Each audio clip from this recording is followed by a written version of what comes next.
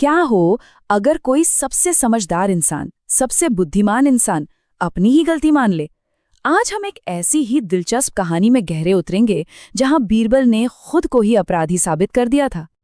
जरा सोचिए, कोई इतना बुद्धिमान, इतना सम्मानित व्यक्ति भला खुद को अपराधी क्यों साबित करेगा? क्या कोई मजबूरी रही होगी या इसके पीछे कोई बहुत गहरी चाल थी? बस यही पहेली इस कहानी के बिल्कुल केंद्र में है। देखिए, ये कहानी सिर्फ अकबर बीरबल के मजेदार किस्सों में से एक नहीं है। नहीं, ये उससे कहीं ज्यादा गहरी है। ये कहानी है इंसाफ की, बलिदान की और उस सच्चाई की जिसमें दिलों को जीत लेने की एक अलग ही ताकत होती है।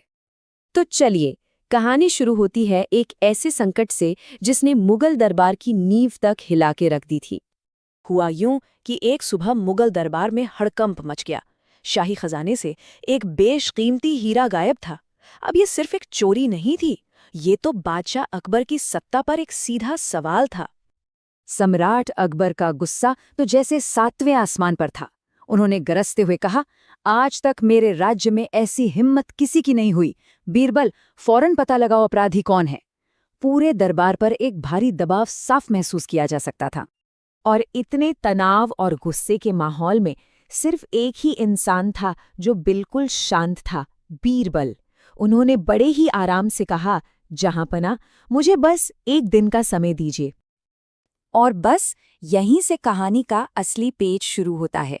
बीरबल ने अपनी जांच तो शुरू कर दी, लेकिन वो एक ऐसी मुश्किल में फंस गए जिसकी उन्होंने कल्पना भी नहीं की थी।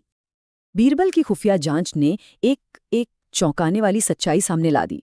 चोर कोई बाहर का आदमी नहीं था, बल्कि दरबार का ही एक सदस्य था। और सिर्फ इतना ही नहीं, वो सम्राट अकबर का बेहद करीबी भी था।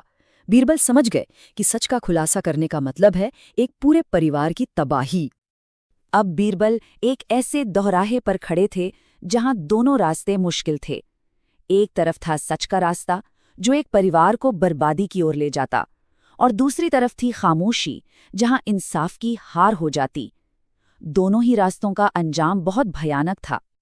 तो इस दुविधा से निकलने के लिए बीरबल ने एक ऐसा रास्ता चुना जिसके बारे में कोई सोच भी नहीं सकता था।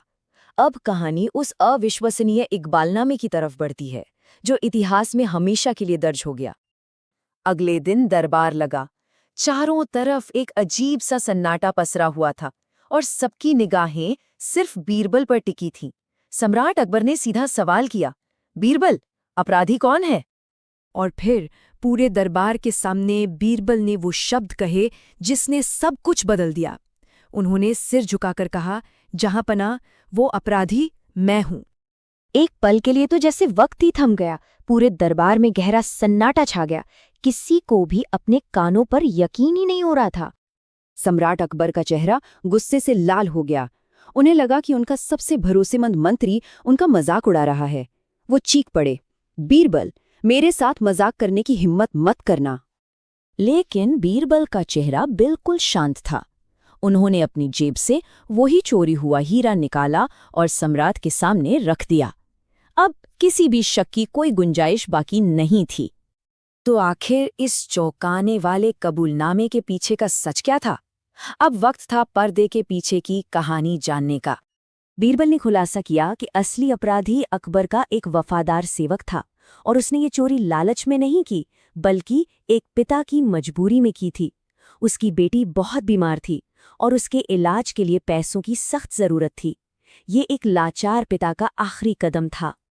बीरबल ने समझाया, जहांपना, अगर उसका नाम सामने आता तो एक पूरा परिवार बर्बाद हो जाता, इसीलिए मैंने ये अपराध अपने ऊपर ले लिया। बीरबल ने इंसाफ से भी ऊपर इंसानियत को चुना था। इस खुलासे के बाद सम्राट अकबर ने जो फैसला सुनाया, वो इंसाफ और इंसानियत की एक मिसाल बन गया। अकबर ने उस सेवक को बुलवाया और उसकी पूरी कहानी सुनी। बादशाह की आंखों में गुस्सा नहीं, बल्कि करुणा थी। उन्होंने सेवक से कहा, मैं तुम्हारी मजबूरी समझता हूँ, आज से तुम बेकसूर हो। फिर वो बीरबल की ओर मुड़े और उनके शब्दों में बहुत सम्मान था। उन्होंने कहा, बीरबल, तुम सिर्फ बुद्धिमान नहीं हो, तुम इंसानियत की मिसाल हो। अकबर ने बीरबल की बुद्धि से ज्यादा उनके दिल को सराहा। तो आखिर ये कहानी हमें क्या सिखाती है? ये हमें याद दिलाती है कि सच्चा इंसाफ हमेशा करुणा के साथ चलता है। ये दिखाती है कि महानता दूसरों के लिए कुछ त्याग करने में है, और सबसे बढ़कर ये साबित करती है कि दिमाग से हमेशा दिल ही बड़ा होता है। और आखिर में ये कहानी हमें एक गहरे सवाल के साथ छोड़ जाती है कि क्या सच्ची बुद्धिमानी कभी भी दिल से बड़ी हो सकती है? इस पर सोचिएगा जरूर।